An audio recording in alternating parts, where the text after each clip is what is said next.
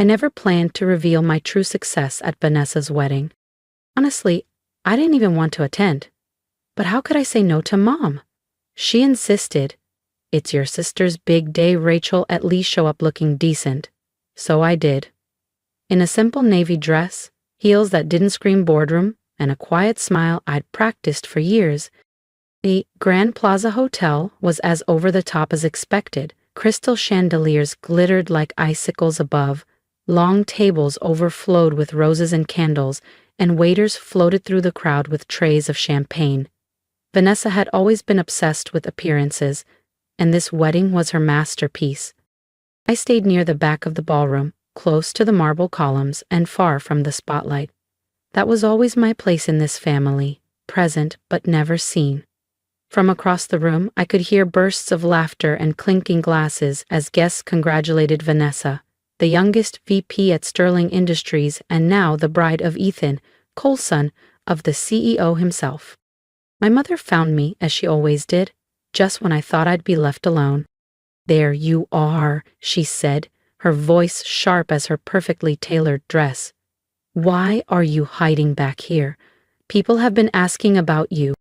"I'm just taking it all in," I replied lightly, sipping champagne. Her eyes flickered over my outfit.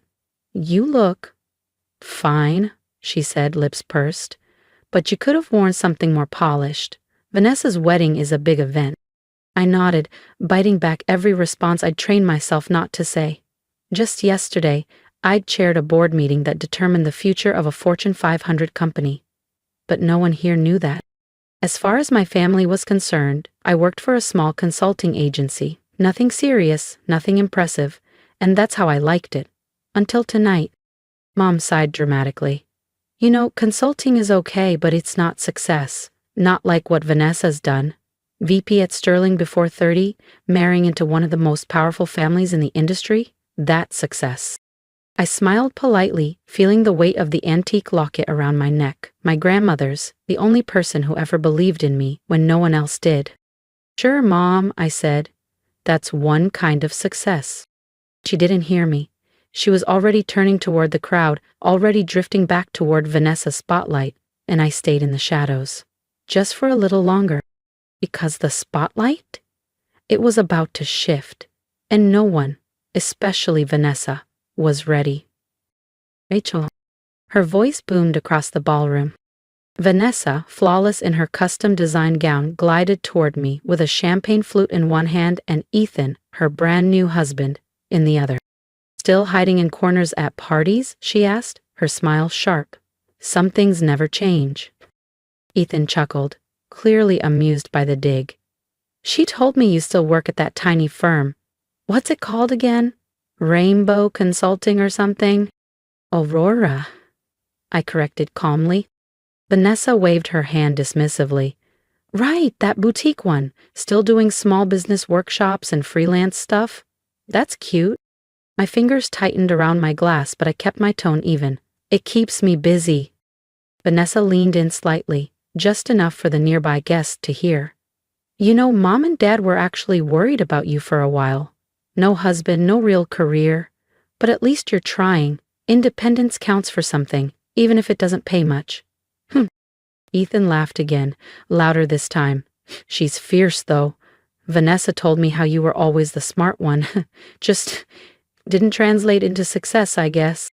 The words didn't hurt the way they used to. Not anymore.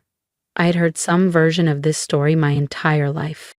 Back in high school, I was the overachiever, valedictorian, scholarships, summer programs. Vanessa? She barely scraped by. But she had charm, and charm opens doors when paired with the right connections. Dad made some calls, got her an entry-level job at Sterling, and from there, she climbed. Not because she was the smartest in the room, but because the room had already been set up for her. Meanwhile, I was told to be realistic.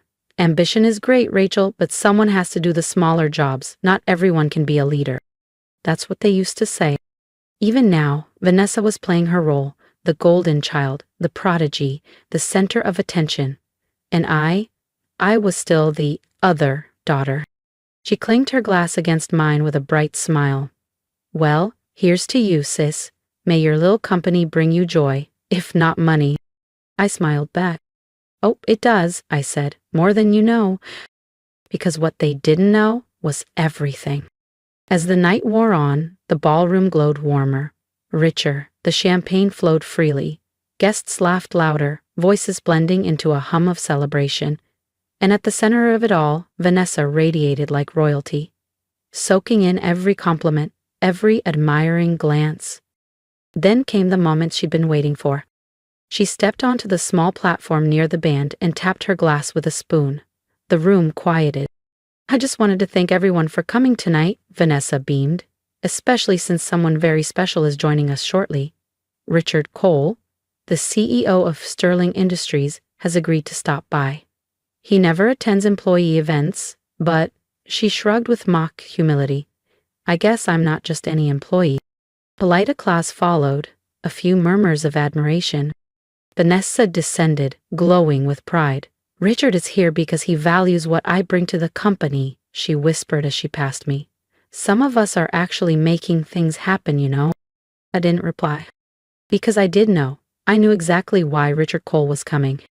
He hadn't returned my emails for weeks. He was too busy trying to get a face-to-face meeting with my company's CEO. I had delayed, strategically, letting the pressure build, letting them sweat. He didn't know the CEO he was chasing would be standing in this ballroom, right now, wearing a navy dress. And then, it happened. The double doors swung open. A hush rippled through the room like a sudden draft. Richard Cole entered with quiet authority, tall, silver-haired, perfectly tailored, the kind of man who didn't need to raise his voice to command attention. Vanessa straightened instantly, tugging Ethan beside her. She looked like a student preparing to meet the principal. But Richard didn't look at her. He scanned the room, and his eyes locked on me. A flicker of surprise, then recognition, then something else. He moved forward, brushing past Vanessa and Ethan without a glance. Mr. Mitchell? He said, extending his hand with genuine warmth. I didn't expect to see you here. Dead silence. My family froze. My mother's glass hovered mid-air. Ethan looked from Richard to me and back, confused. Vanessa's smile faltered like a candle in the wind.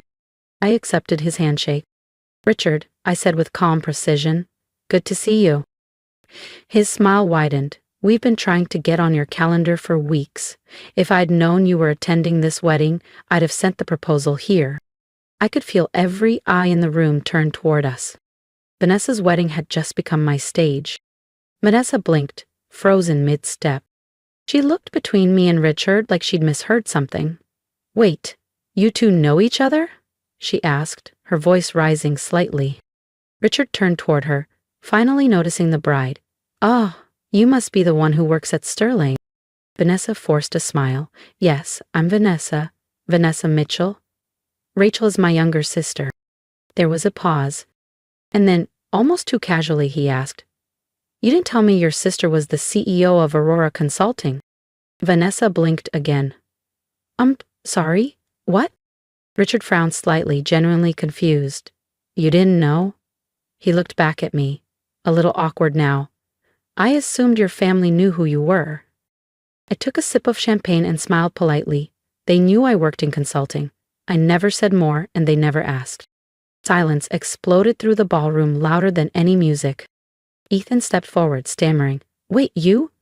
Run Aurora? As in Aurora Consulting Group? I nodded.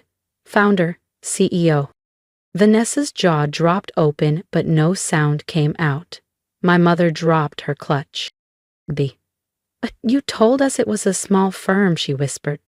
It started small, I said calmly, 12 years ago, out of a shared office in Queens. Now we advise half the Fortune 500. Richard nodded. Your daughter's firm has been a major player for years.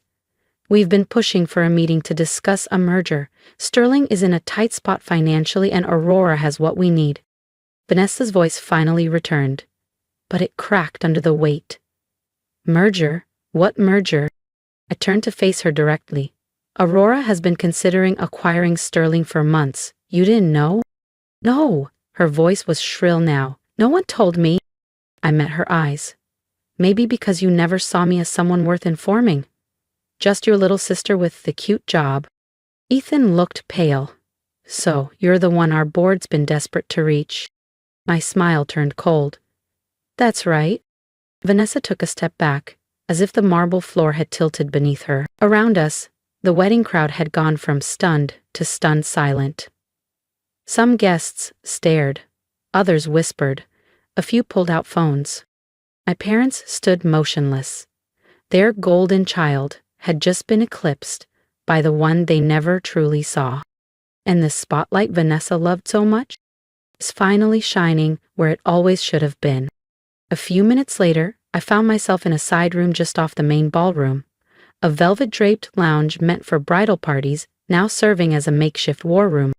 Vanessa, Ethan, my parents and I, no crowd, no cameras, just four faces I'd known all my life, looking at me like I was a stranger. You couldn't wait, could you? Vanessa hissed. Her makeup was still perfect, but her composure was cracking. You just had to ruin my wedding. I didn't plan any of this, I replied, voice calm. You brought Richard Cole here to impress your guests. I just happened to be the person he's been trying to meet. Don't twist this, she snapped. You blindsided me. I turned to my mother. Mom? Dad? Anything to say? They exchanged a glance. My father cleared his throat. Rachel, honey, you should have told us. We didn't know. No, I cut in. You didn't ask. For years, you never asked, because you were too busy pouring everything into her. My mother's eyes welled up. We were trying to help her get established. She needed the support. And I didn't, I said, laughing bitterly. I was working 80-hour weeks, eating ramen, building something from scratch, while you co-signed Vanessa's apartment lease, funded her MBA with money from my savings account. My father stiffened. We always meant to pay you back. You never did, I said, because you never thought I'd amount to anything, and now that I have, you're scrambling to rewrite the past. Vanessa folded her arms. You think you're better than us now? No, I said softly. I always was, you just refused to see it. Ethan looked like he wanted to disappear. My mother took a shaky step forward.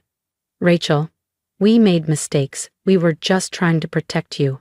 The business world is cruel, especially to women. And yet, here I am, I replied, standing, thriving, running the company that's about to save your precious Sterling Industries from collapse. The silence that followed was thicker than the velvet curtains around us. Vanessa sank into a chair, shell-shocked. And for the first time in my life, I didn't feel small in this family. I felt exactly as big as I was. 2 weeks later, I walked into the sleek glass-paneled boardroom of Sterling Industries, the very company that had been held up to me all my life as the gold standard of success. Today, it was mine to reshape. I wore a tailored black Armani suit, power in fabric form. Gone was the navy wedding dress, the quiet smile. In its place, posture, purpose, and presence. The board members were already seated, murmuring as I entered, their expressions a mix of curiosity, concern, and quiet fear. They all knew who I was now. Richard Cole stood at the head of the table and gestured toward the chair beside him. Miss Mitchell, he said with a nod, shall we begin? I sat, laid out my notes, and looked around the room. In the past few months, I began, Aurora Consulting has carefully reviewed Sterling Industries, its finances, leadership structure, operational bottlenecks. I paused. And we've reached a conclusion. Sterling has potential, but it's been managed by familiarity, not merit. That ends today. Several board members shifted uncomfortably. In the new structure, I continued, roles will be reassigned based on competence, performance, and vision, not legacy or connections. Behind the glass walls, I could see them, my parents and Vanessa, watching from the observation area like courtroom witnesses. Vanessa looked smaller than I'd ever seen her, no longer the golden girl in the spotlight. Just another employee, waiting to find out where she truly stood. As of next quarter, I said, we'll be implementing a complete departmental reorganization. Redundant leadership roles will be eliminated. Talent will be promoted from within, based on actual contribution. I let that sink in. We're not here to punish anyone, I added, but we are here to build something lasting. And that means letting go of the idea that a last name is a qualification. The room went quiet. Then, one by one, heads began to nod. Richard leaned over and whispered, "You're more ruthless than I imagined." I smiled. Not ruthless, just clear-eyed. He chuckled. "And your sister?" "She'll be given an offer," I replied. "Entry-level sales. She can work her way up if she's willing to earn it." Behind the glass, Vanessa lowered her gaze. And for the first time in this building, I wasn't the underdog. I was the architect. The next morning, the new contracts were sent out. One to Vanessa. One to my father, who apparently still held an advisory role he hadn't earned. And one to my mother, who had insisted for years that Rachel just doesn't have the business instincts her sister does. None of them responded for 2 days. On the third day, Vanessa showed up at my office. Gone were the designer heels, the smug smile, the air of invincibility. She wore simple flats, her hair in a loose bun. She looked real. For once. "Do you mean it?" she asked. "Entry level? Starting over?" I nodded. "That's how it works at Aurora. We build from the ground up." Her voice cracked. "I don't know if I can do that." "Then don't," I said gently. "You have a choice." She looked down, then back up. "I want to try. I don't want a handout. I want to be good enough. On my own." It wasn't an apology, but it was something.